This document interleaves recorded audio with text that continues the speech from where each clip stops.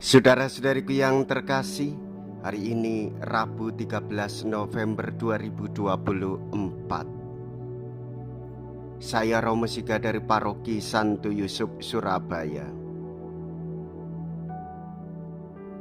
Dalam nama Bapa dan Putra dan Roh Kudus, amin.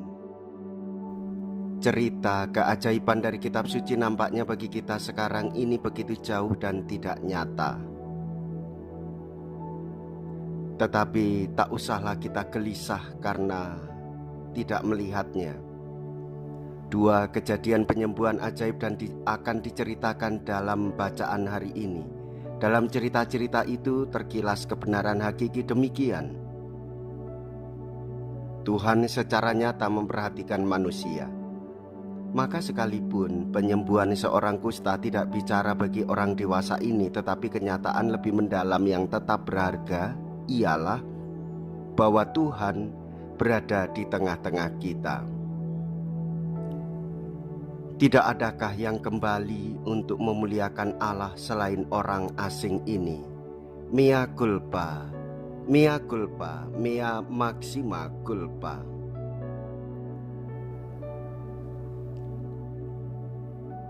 Marilah kita berdoa. Allah yang Maha Kasih, kami mengucap syukur kepadamu melalui Yesus Putramu yang mendidik dan mengajar kami supaya kami tahu bersyukur dan berterima kasih. Bersyukur atas anugerah hidup yang Engkau berikan kepada kami, dan berterima kasih kepada orang-orang di sekitar kami, karena kami mampu mewujud nyatakan cinta kasih Kristus dengan melayani sesama.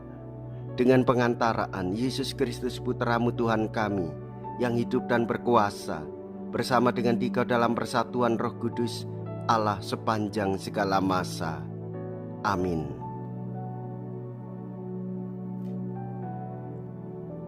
Tuhan bersamamu dan bersama rohmu.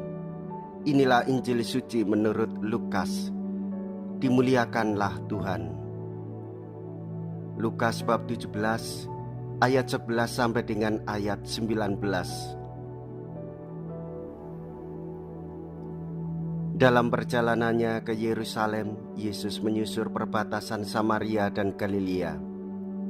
Ketika ia memasuki suatu desa, datanglah 10 orang kusta menemui dia. Mereka tinggal berdiri agak jauh dan berteriak, "Yesus, Guru, kasihanilah kami." Yesus selalu memandang mereka dan berkata, "Pergilah, perlihatkanlah dirimu kepada imam-imam." Dan sementara dalam perjalanan mereka menjadi tahir, seorang di antara mereka ketika melihat bahwa ia telah sembuh, kembali sambil memuliakan Allah dengan suara nyaring, lalu tersungkur di depan kaki Yesus dan mengucap syukur kepadanya.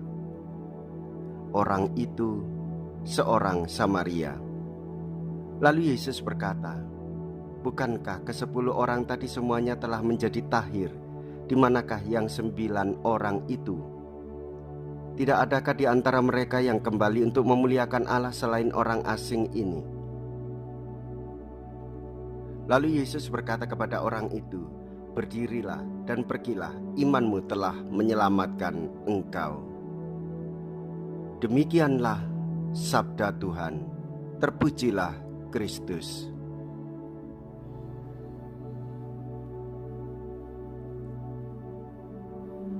Saudara-saudariku yang terkasih, Yesus menyembuhkan 10 orang sakit kusta, namun yang kembali bersyukur hanya 1 orang menyembah Dia.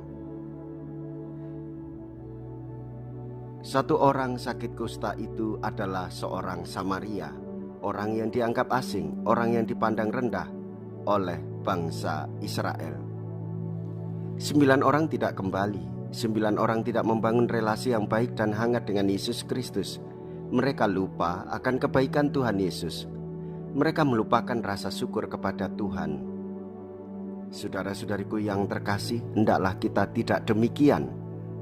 Semoga kita bisa belajar dari orang sakit kusta yang mampu bersyukur dan berterima kasih atas rahmat Tuhan, sehingga kita berani mewartakan berkat keselamatan ilahi kepada sesama. Jikalau kita berani hidup menderita dalam Yesus, maka kita pun akan dipermuliakan di dalam Kristus. Terpujilah nama Yesus, Bunda Maria, dan Santo Yosef untuk selama-lamanya.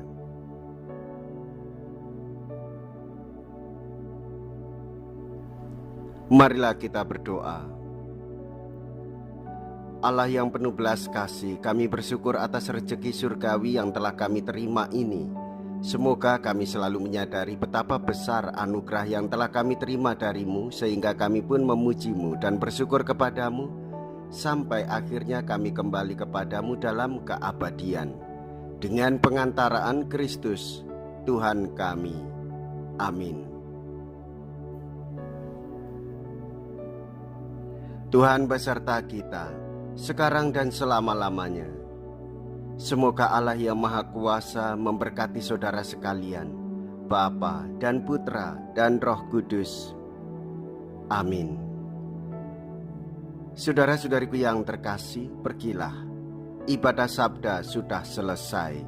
Syukur kepada Allah.